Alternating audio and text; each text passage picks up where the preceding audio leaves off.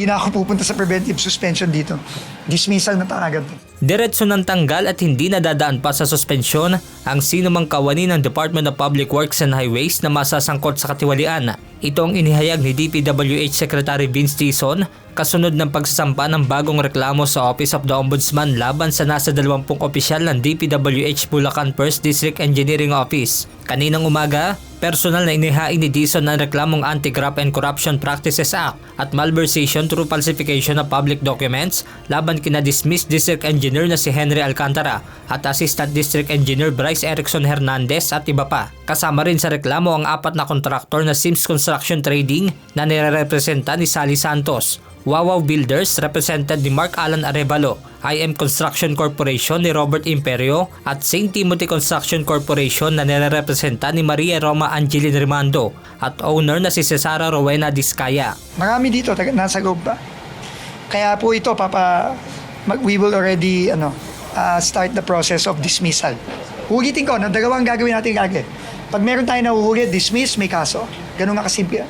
Yung nakalap naming evidence, open and shut cases, and I enumerated, di ba, nung Tuesday, yung mga pwedeng kasong isampa laban sa kanila. Yeah, malversation, true falsification, and mind you, pag yun ang i-final, ang threshold noon is 8.8 million.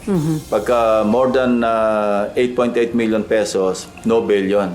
Kasi reclusion perpetua, 20 years and 1 day to 40 years ang hatol.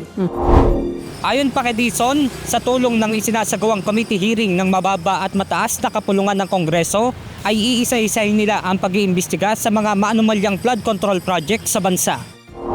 Sinasabi lang ng Pangulo, simple lang, wala siyang sasantuhin dito. Wala siyang sasantuhin. At wala tayong sasantuhin. Kung saan tayo dadalhin ng ebidensya, doon tayo pupunta. Iisa-isahin po natin itong mga nakikita natin at meron tayong klarong ebidensya. Importante dito, aparte dito sa mga kasong pinafile natin, ang mensaheng pinapadala ng Pangulo sa mga kawani ng DPWH, sa mga kontratista sa DPWH, hindi namin kayo titigilan. The people deserve justice. Pera ng tao to. Hinihikayat din ni Secretary Dizon ang publiko na tumulong na rin sa pagre-report ng anomalya na kanilang makikita sa isang proyekto ng gobyerno. I-channel po natin ang galit natin para hulihin pa ang mga ito.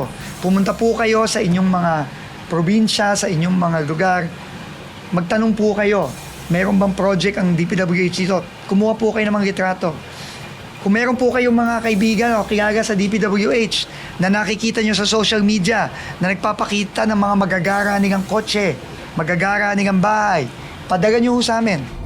Samantala, inihayag naman ni Senator Panfilo Ping Lacson na posibleng ilabas ang utos upang i-freeze ang account ng mga isinasangkot sa anomalya. Ayon sa senador, kinausap niya si Secretary Vince sa madaliin ang paghahain ng reklamo para kumilos ang Anti-Money Laundering Council o AMLAC. And as we speak, si Secretary Vince Dizon, mabilis na kung pwede madaliin yung pagpapile ng complaint at the very least complaint, not necessarily information na ipapile sa korte, kundi complaint lang. Para yung AMLAC can proceed na mag-freeze na kagad ng mga accounts ng mga individuals concerned. Sa tingin ko, mangyayari yan within the day. Benedict Samson, UNTV News and Rescue. Diyos ang aming sandigan, serbisyo publiko ang aming pinahahalagahan.